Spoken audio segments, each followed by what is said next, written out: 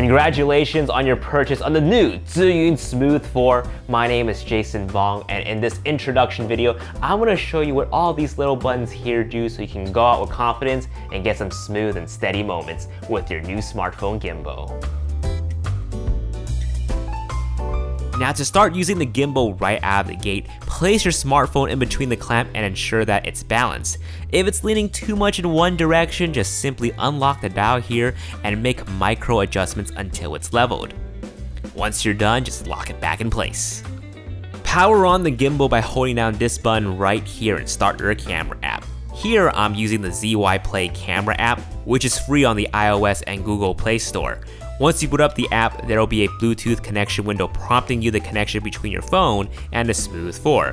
It should do it automatically, but if not, select your device. Now that's connected, let's go ahead and go over the different gimbal modes so you know what to use depending on the scenario. By default, we are in pan follow mode, indicated by this P, F, and L toggle above the power button. Pan follow mode only follows your left and right movement, but not up or down.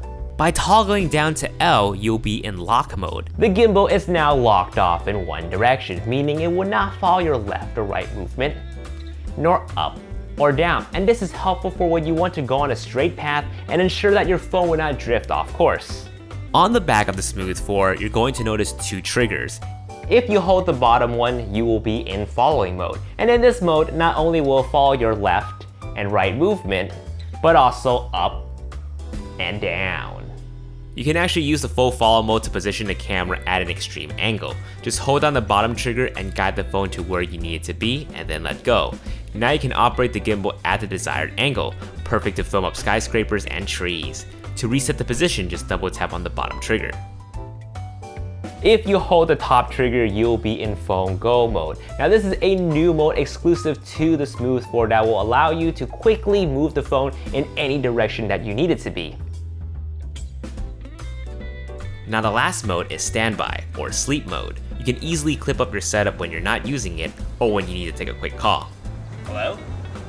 Yeah, I'm kind of filming something right now. Yeah, I'll give you a call back. Okay, alright, bye. And then unclip it to quickly resume filming. This is a great way to conserve battery life and also have the Smooth 4 ready for any sudden action. Now with those modes in mind, when you're ready to record, just hit the red button. And that's pretty much it if you want to start using the Smooth 4 right away. But if you want to unleash the full potential of your new smartphone gimbal and take advantage of all the available features on the ZY Play app, well then I suggest you keep on watching. Let's go over the user interface first. Starting in the top left corner, we have the home icon that takes you back to the device selection screen. To the right of it are a set of 5 icons. The first one lets you know if the Bluetooth is paired between the phone and the gimbal. The second one shows what photo mode you're in, and we'll go over the different photo modes in just a bit. Third is flash, fourth is timer, and the last icon lets you know if HDR is enabled or not. HDR stands for high dynamic range. On the top right corner, we have battery indicators for both your phone and your Smooth 4. Bottom left corner, we have the album icon and the object tracking icon, and we'll talk about how to access these in a later part of the video. Lastly, on the bottom right corner, we have the filter indicator letting you know what filter you have selected to overlay your photos and footage. Alright, let's go ahead and move on to the little buttons now. To navigate through the different menus, we'll be using the wheel to go left or right and the middle button to confirm our actions. Get it? Got it? Good, because we're going to start on the bottom with the basics. The red button here of course triggers movie recording. The button to the right of it takes a photo. The bottom button of the wheel allows you to access the album to all of your recorded contents. Now, it's important to note that you need to highlight and select the clips you want to save to your phone's camera roll if you want to offload your photos and videos to your Mac or PC. If you decide to delete a clip, just hit the trash can button up here. Moving on, the crosshair button that is to the left of the record button, that is the zoom and focus toggle, and the wheel on the side controls those settings. If you're in zoom mode, the wheel will control the zoom. If you press the crosshair toggle once, it will be in focus mode. Now the wheel will control the focus. As we make our way up to the rest of the buttons, the left wheel button here switches between front-facing camera and back-facing camera. Right wheel locks and unlocks the exposure compensation control. By default, the camera app will shoot in auto settings, meaning it will determine the best settings to properly expose the shot for you automatically. However, exposure compensation gives you a little control. In case you need a little light in your scene, hold down the center button to activate the flashlight on your phone. Hold it down again to turn it off. Top button brings up the video resolution option. The maximum resolution and frame rate would depend on the phone that you have. Rotate the wheel to select your choice. Once you decide it, tap on the center button and hit the menu button to exit.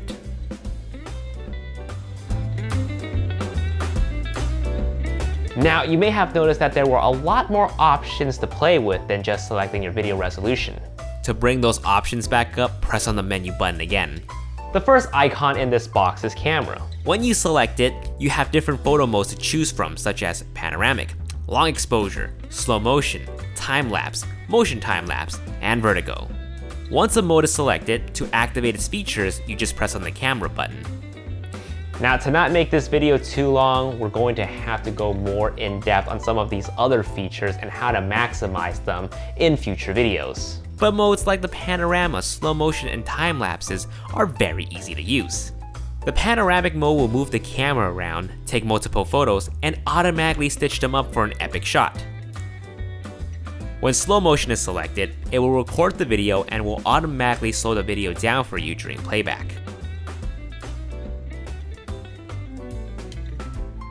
Other features like time-lapse, long exposure, and vertigo will have a window prompting you to program settings and waypoints before automating the movements to capture your perfect shot. Moving on to the second icon, which is the flash. You can enable this to auto or on if you want to use the phone's flash to light your photos. The last choice in the selection is steady light, which just turns on the flashlight of your phone. The third icon is self-timer, which counts down from 2, 5, or 10 seconds before taking a photo. Fourth icon is HDR, which if selected will take high dynamic range photos. The fifth icon is white balance, which will allow you to change the color temperature depending on the lighting situation that you're in.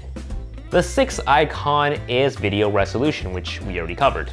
Seventh is manual control. Now, earlier we talked about how when the app boots up, it will default in auto settings. If you want to have full control of the camera settings, turn this on. Once enabled, you'll be able to use the control wheel to adjust each parameters to your liking. Eighth is scene, which gives you two options for responsiveness of the gimbal. Walking is selected by default, giving you normal responsiveness, or you can select motion if you'll be needing the gimbal to react quicker to your movements. Ninth icon is filter, which again allows you to select a filter look that overlays your footage and image. The 10th and last icon, settings, which gives you a small array of additional options to fine-tune your gimbal settings. In the camera tab, you'll find the following settings. Beauty cam, which add a bit of skin smoothing to your face if selected. Zoom sensitivity controls how sensitive the settings get changed when you rotate the wheel. OIS or EIS, which stands for Optical Image Stabilization or Electronic Image Stabilization, which if you have it on, turns on your camera's built-in stabilization. Grid are cross lines on the screen that you can use to help frame up your shot. Next up is cam mode. Just leave that on Pro, trust me on that. In the next tab, which is the General tab, you can check which software version of the Smooth 4 you have. Now, the very last thing to talk about is object tracking, which can be found on the bottom left corner. To enable this, just tap on the icon and draw a box over your subject, so as they move, the Smooth 4 will automatically follow them. Alright, I think you guys are ready to go out to create some art. But hey, before you go, don't forget to come back to the Zhiyun social media for future tips and tricks and tutorials on how to better operate the Smooth 4. Again, my name is Jason Fong. Thank you so much for watching this video. I'll see you guys in the next one. Peace.